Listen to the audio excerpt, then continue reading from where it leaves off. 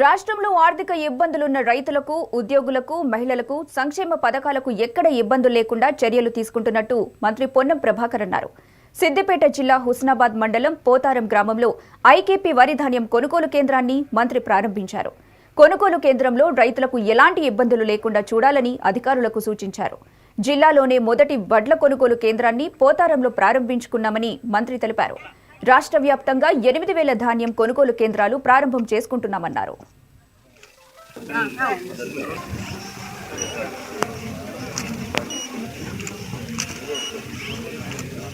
Sir అన్న ఇటు చూడు.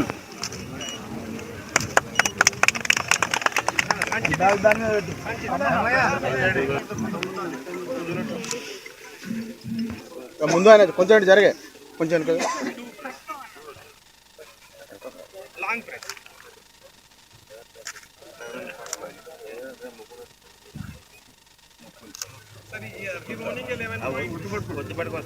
అచ్చే పట్టుకోవాలి అది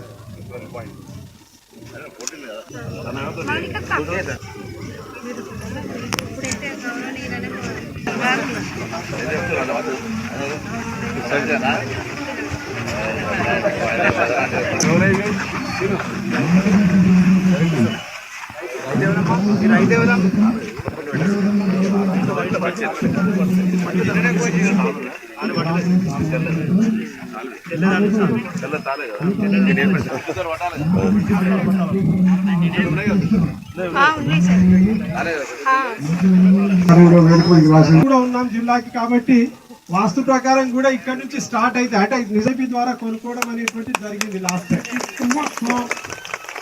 దీని